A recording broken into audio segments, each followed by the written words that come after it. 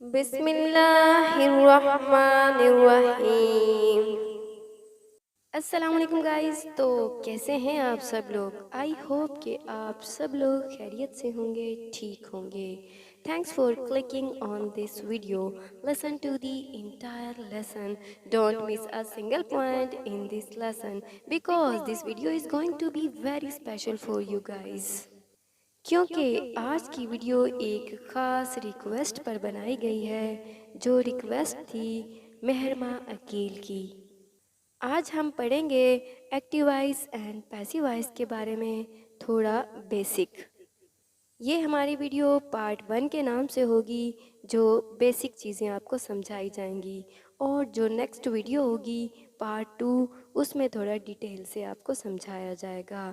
ہو سکتا ہے اس کا پارٹ 3 بھی ہم بنائیں، کیونکہ آپ لوگوں کو جب تک اچھے سے ڈیپلی سمجھ نہیں آئیں گے ایکٹیو وائس پیسیو وائس، تو آپ کا کانسیپٹ کلیئر نہیں ہوگا۔ تو اپنا وقت ضائع کیے بنا چلتے ہیں اپنے ٹاپک کی طرف۔ Let's get started.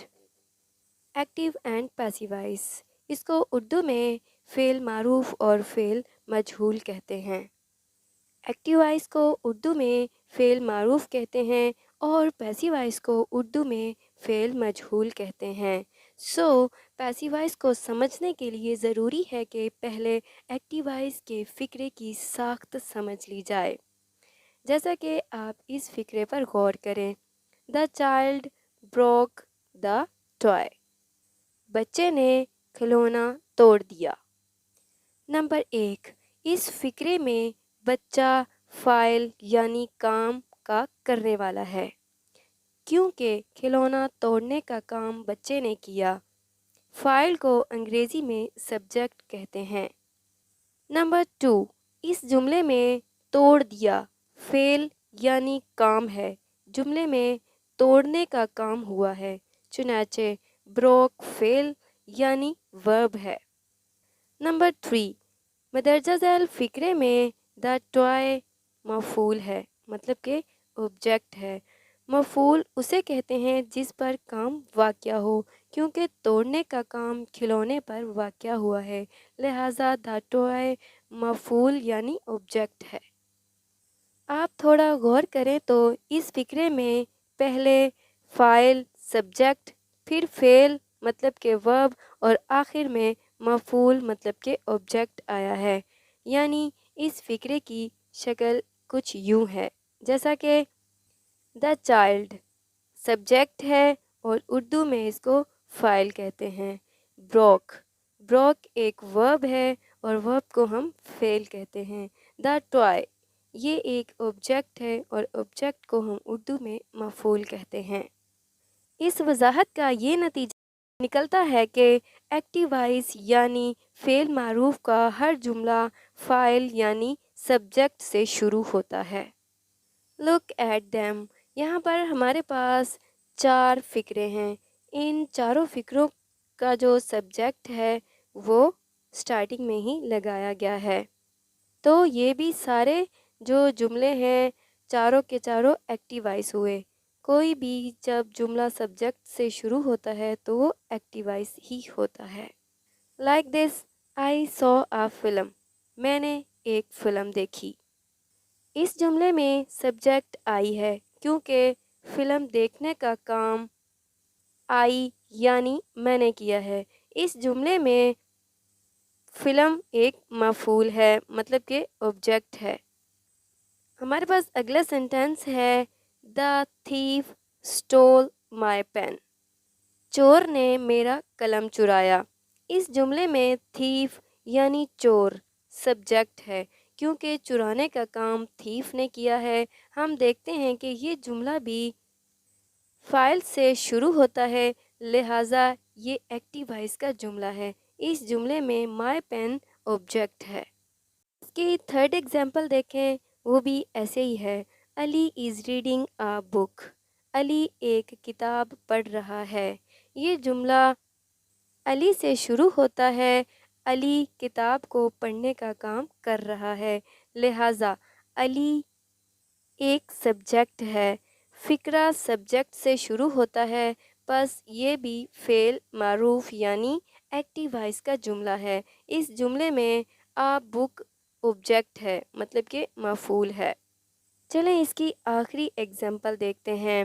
We have spend the whole money, ہم نے تمام روپیہ خرچ کر لیا ہے۔ اس جملے میں روپیہ خرچ کرنے کا کام وی یعنی ہم نے کیا ہے، بس وی فاعل ہے، فقرہ فاعل سے شروع ہوتا ہے، مطلب کہ سبجیکٹ سے شروع ہوتا ہے، اس لیے یہ بھی ایکٹیو وائس کا جملہ ہے۔ اس جملے میں دا ہول منی ایک آبجیکٹ ہے۔ آپ نے دیکھا یہ ہم نے ساری جو 4 ایگزامپلس پڑھی ہیں اس کو ہم نے سبجیکٹ سے شروع کیا ہے۔ اب ہم دیکھتے ہیں کہ اگر سبجیکٹ نہ ہو تو اس کو کیسے سینٹینس میں کنورٹ کریں گے، اس کو کیسے بنائیں گے، اور کیا وہ ایکٹیو وائس ہوگا یا پیسیو وائس۔ اب آپ مدرجہ ذیل فقرے پر غور کریں۔ دکاندار قتل ہو گیا، the shop keeper was killed. یہ فقرہ دکاندار سے شروع ہوتا ہے، لیکن دکاندار فاعل نہیں ہے، مطلب کہ سبجیکٹ نہیں ہے، کیونکہ اس نے قتل کرنے کا کام نہیں کیا بلکہ وہ آبجیکٹ ہے، اس لیے کہ اس پر قتل کرنے کا کام واقع ہوا ہے، تو گویا اوپر والا فقرہ دکاندار یعنی آبجیکٹ سے شروع ہوا ہے۔ بس جو جملہ آبجیکٹ سے شروع ہو اسے پیسیو وائس کا فقرہ کہتے ہیں۔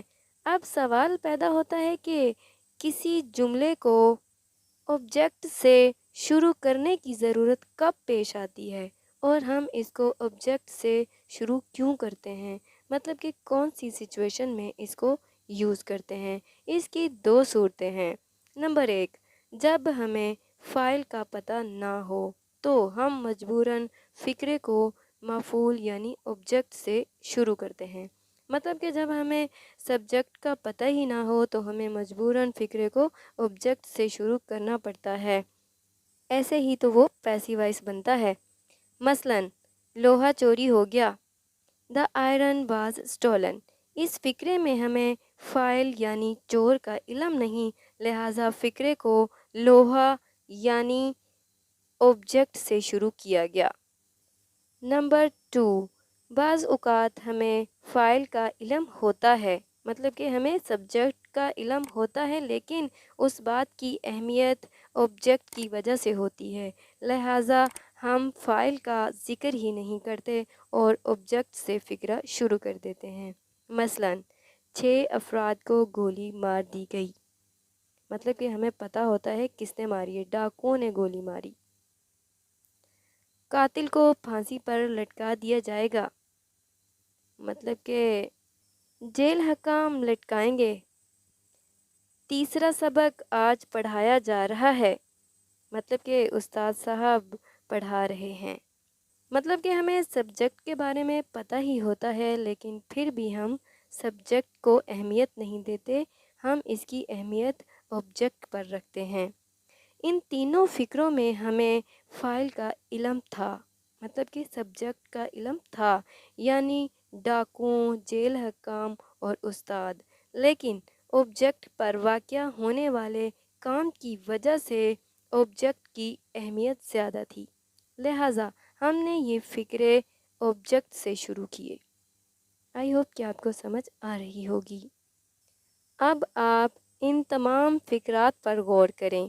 یہ تمام فقرات پیسیو وائس کے ہیں۔ ان فقرات میں جن الفاظ کو باکس میں رکھا گیا ہے وہ سب کے سب آبجیکٹ ہیں، یعنی وہ اسم، مطلب کہ وہ ناؤن جنہوں نے خود کوئی کام نہیں کیا بلکہ ان پر کوئی کام واقع ہوا ہے۔ جب ان فقرات کا انگریزی میں ترجمہ کیا جائے گا تو یہ فقرے آبجیکٹ سے شروع ہوں گے۔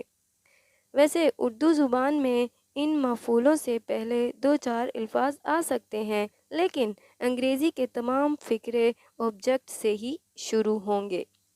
مثلاً اس جگہ پر سائیکل بیچے جاتے ہیں، بائیسائیکلز آر سولڈ ہیئر۔ دیکھیں ہم نے یہ بھی آبجیکٹ سے شروع کیا ہے نہ کہ سبجیکٹ سے۔ ایک فقرے کو میں نے ٹرانسلیٹ کیا ہے، باقی جتنے بھی فقرے ہیں ان سب کو آپ نے ٹرانسلیٹ کرنا ہے۔ جیسا کہ فیکٹری کو آگ لگا دی گئی، اور یہ جتنے بھی سینٹینسز ہیں ان سب کو آپ نے ٹرانسلیٹ کرنا ہے، رائٹ؟ Is it clear? اور میں آپ لوگوں کو ایک ایکسرسائز دیتی ہوں، صحیح ہے؟ آپ نے ان سب کو ایکٹیو وائس اور پیسیو وائس کے جملے الگ الگ کرنے ہیں۔ غور سے سمجھیں، مندرجہ ذیل جملوں میں سے ایکٹیو وائس اور پیسیو وائس کے جملے الگ الگ کریں۔ اپنی نوٹ بک پر کریں یا پھر مجھے کامنٹ باکس میں بھی لکھ کر سینڈ کر سکتے ہیں، مطلب کہ مجھ سے بھی پوچھ سکتے ہیں، ڈونٹ وری اباؤٹ دیٹ۔ جیسا کہ وہ درخت سے گر پڑا، کل اسے جیل سے رہا کر دیا جائے گا، ہم اسے الوداع کہنے کے لیے گئے، دکاندار چیزیں مہنگی بیچتا تھا، کیا خط پوسٹ کر دیا گیا ہے، تم کو یقیناً گرفتار کر لیا جائے گا۔ اس طرح جتنے بھی سینٹینسز ہیں آپ نے دیکھنا ہے کہ ان میں کون کون سے ایکٹیو وائس ہیں اور کون کون سے پیسیو وائس ہیں، آپ نے الگ الگ کرنے ہیں۔ اب ہم دیکھ لیتے ہیں کہ ان ٹرانزیٹیو اینڈ ٹرانزیٹیو وربس کیا ہوتے ہیں۔ پیسیو وائس کو باقاعدہ شروع کرنے سے پہلے یہ بات اچھی طرح سمجھ لیں کہ ورب یعنی فعل دو قسم کے ہوتے ہیں۔ نمبر 1 ان ٹرانزیٹیو ورب، نمبر 2 ٹرانزیٹیو ورب۔ ٹرانزیٹیو ورب مطلب کہ فعل متعدی اور ان ٹرانزیٹیو ورب مطلب فعل لازم۔ سب سے پہلے دیکھ لیتے ہیں کہ ان ٹرانزیٹیو ورب کیا ہوتے ہیں، اس کو سمجھتے ہیں اس کی ایگزامپلس کے ساتھ۔ Like this, he was sleeping, وہ سو رہا تھا۔ دا اولڈ مین ڈائڈ، بوڑھا آدمی مر گیا۔ ہیز ہی گون، کیا وہ جا چکا ہے۔ دا برڈس فلائی، پرندے اڑتے ہیں۔ نمبر 1 جن الفاظ کو ریڈ باکس میں رکھا گیا ہے وہ سب ان فقروں کے سبجیکٹ ہیں۔ نمبر 2 جن الفاظ کو گرین باکس میں رکھا گیا ہے وہ سب ان فقروں کے ورب ہیں، مطلب کہ فعل ہیں۔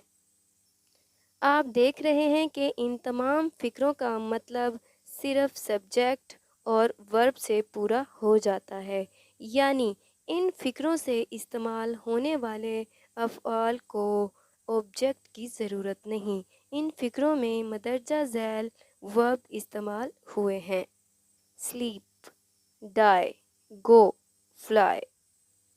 ایسے ہی فقروں کو ہم انٹرانزیٹیو ورب کہتے ہیں۔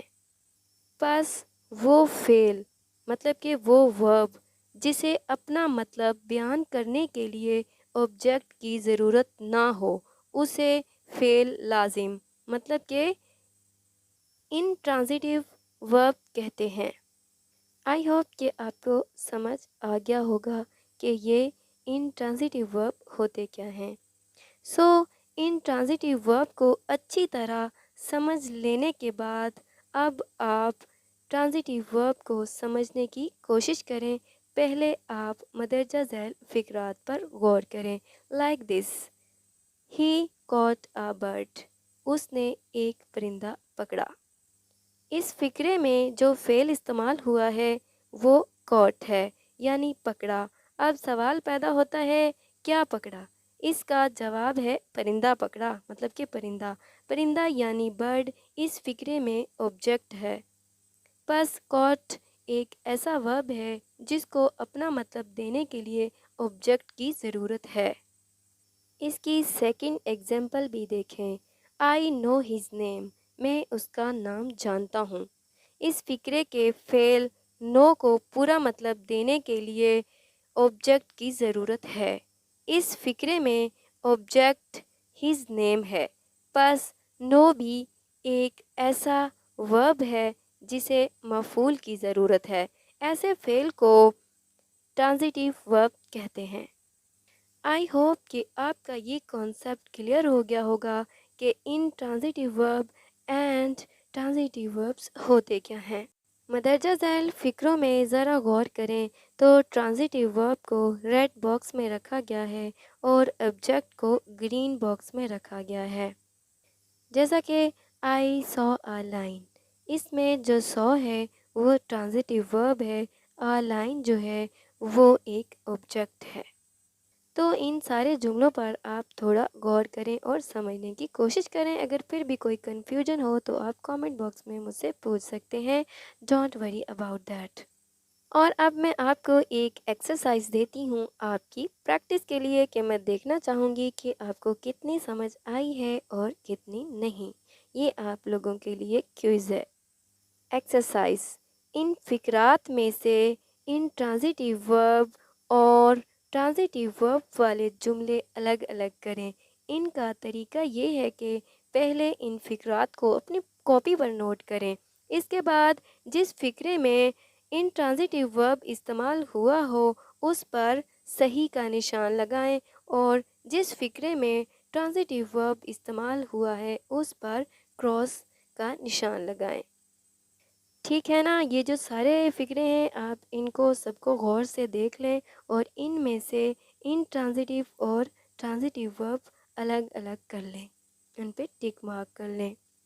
یہ تو ایک بیسک آپ کو سمجھایا ہے، اس سے جو نیکسٹ ویڈیو ہوگی اس میں آپ کو تھوڑا ڈیٹیل سے سمجھایا جائے گا۔ So, if you enjoyed watching this video, please don't forget to like, share and subscribe. If you are new here, I post new videos every Tuesdays, Thursdays and Sundays. And if you want to learn more about me, you will find that information in the description box below. And I will see you soon with a new video. Inshallah. Allah Hafiz. Take care. Bye guys.